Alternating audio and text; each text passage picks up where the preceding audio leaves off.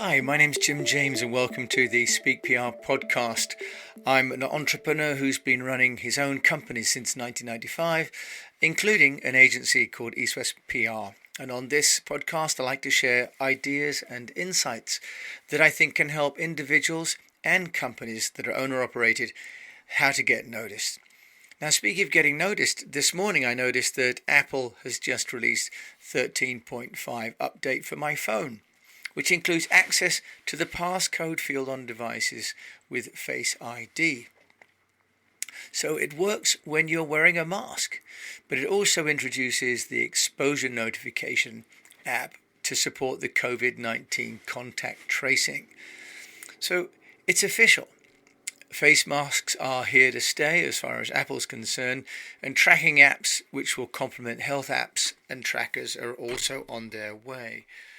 So it looks as though COVID is creating the new world for even how we interact with our technology, and Apple is one of the first movers that I've seen to actually deliver to your phone the app that's going to respond to the way that we are dressed and the way we're going to work and the way we're going to social distance and social engage.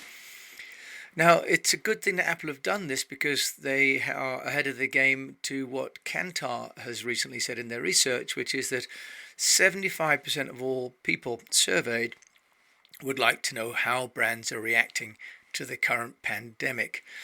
And another 78% of the people surveyed are urging brands to take care of their employees during this time. On an earlier podcast, I shared how only some 25% of employees are actually ready to go back to work, and most people would like to wait another month before going back to work. So lockdown at home with the family is not as gruesome as the thought of going back to an unsafe factory or shop or office or taking public transport. Now, the question then is, what is your company doing, like Apple, to address the challenges that COVID is presenting that are going to be structural in the way that we work after lockdown? Now, if you've got a COVID strategy, how will you find the media? Now, we define at EastWest COVID PR mindset as being compassionate, optimistic, values-based, informative, and digital. And we've created a Speak PR methodology that you can use to apply this framework. Now, one of the tools that we can use in terms of reaching out to the media are platforms like Haro, which is called Help a Reporter Out.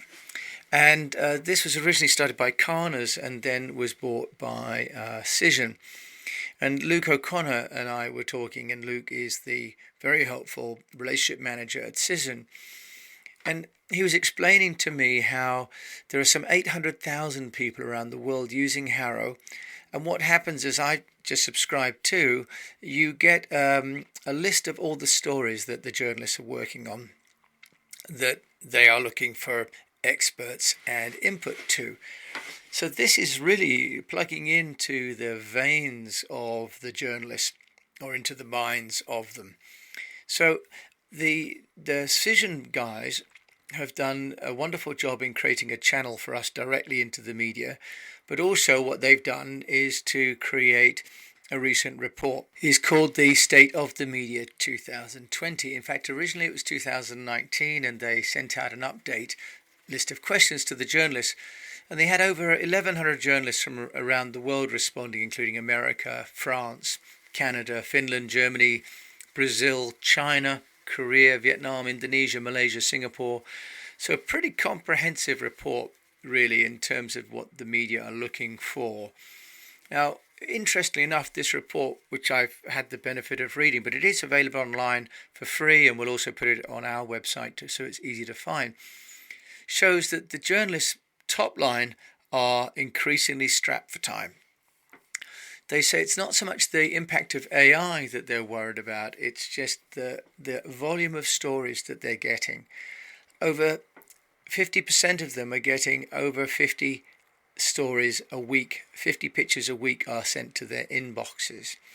So they are just really struggling with the volume of things that they're being sent. So there are some tips that are given in this report which I would like to share with you. The first is that they say journalists really want to have email, email, and email. Use the email to pitch to journalists because that's the most simple way as far as workflow is concerned for them to manage the content. They would like you to make experts available for video interviews because everybody now wants to have video content. They're finding local news angles really, really important. So in this day and age where the media is global from a technology point of view, the readership is still local. And what they're interested in is local stories where your company is handling a global crisis, because obviously that's where their readers are. So they're looking for stories which also are positive.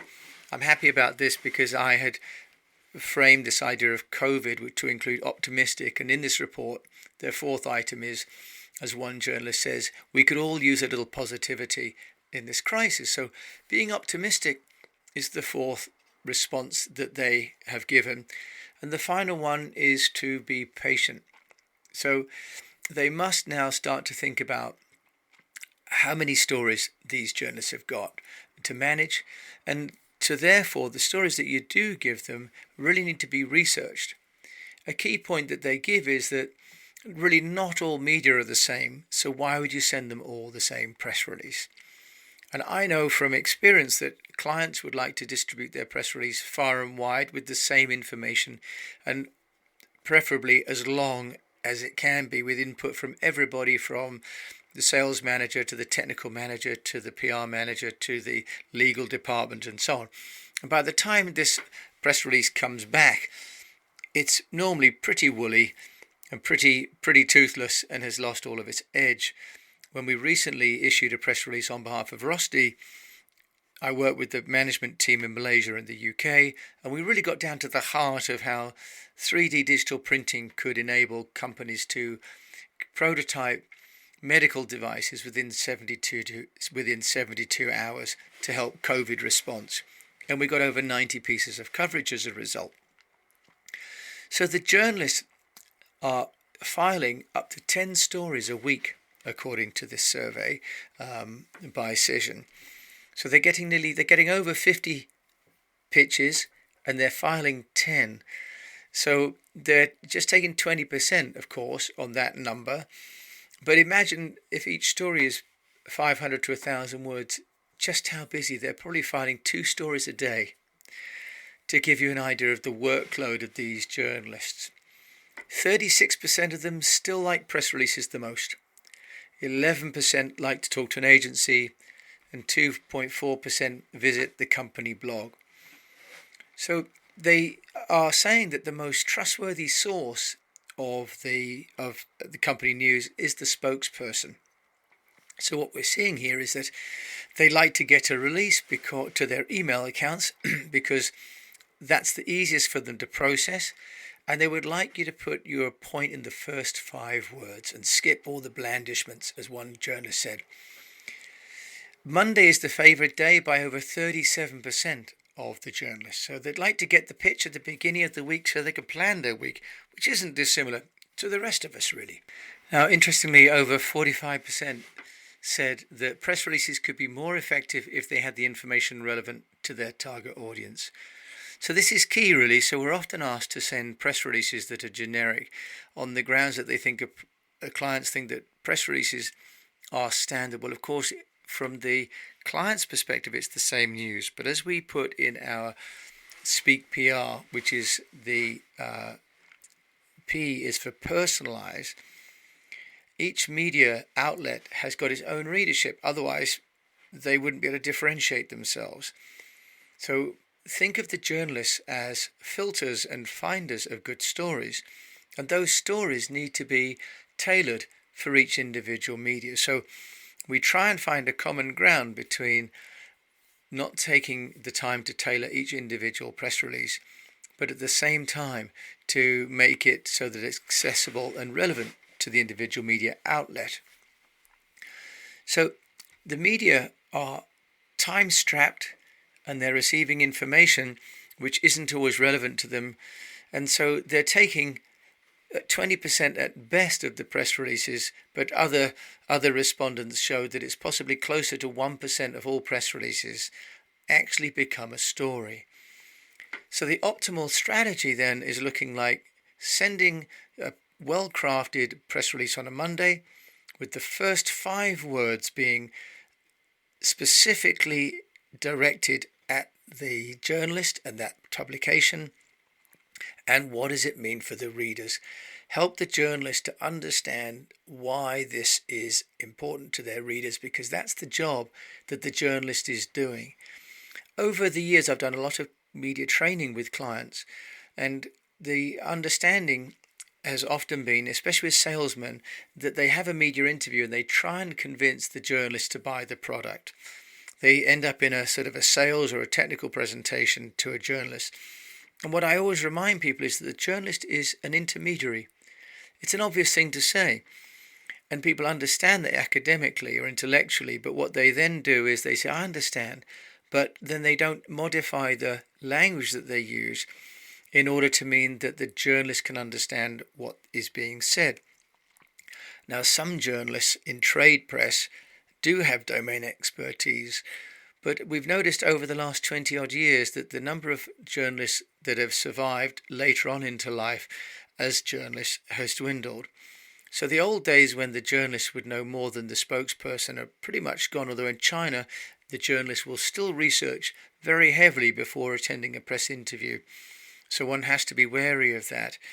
In other markets, the journalists have different levels of preparation. But often we have the issues of language and technology, or technical speak and business speak, that loses the journalist when the spokesperson is speaking, which is why WEO's law, which I talk about earlier on in the earlier podcast about how all communication is bound to fail, means that in order to reduce the impact of WEO's law, we need to really be as targeted as we can with the information that we're giving the journalists in their press releases on a Monday, with those first 5 words explaining why we're writing to them and why their readers would find it interesting.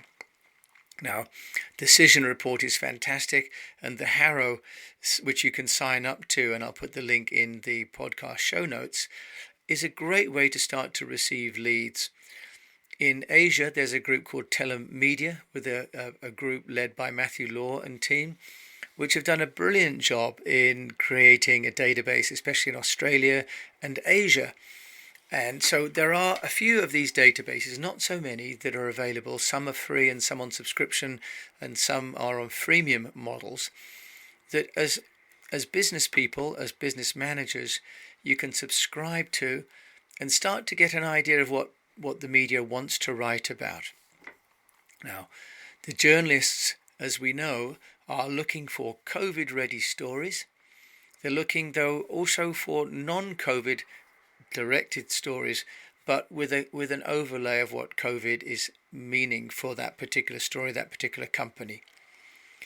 So as you look at your own company, look at your own stories as you go back to work, how can you create a narrative? And as we say in the Speak PR, we have storification, personalization, engagement, amplification, and knowing. How can we create a narrative around what your business is doing, where the latest chapter in that business is around COVID, and that you have a compassionate, optimistic, values-based, informative, and digital narrative which you can apply to your product or your service or your facility for your 3 stakeholder groups, which are your employees, your partners, and also for your customers. As we've seen from Apple, and as my phone has been uploaded now, I may be able to wear a face mask and still enable my Face ID. This is the level of customization that some companies like Apple are going to in order to ensure their products are still relevant in the post-COVID era. How is your company managing to continue, and if not to thrive, by acknowledging the changes that are taking place in the behavior of the groups of people that you need to talk to? Those of those audiences that you can communicate to directly, they will still need, just like journalists, accurate and tailored messages that give them reassurance and give them information, but also give them optimism.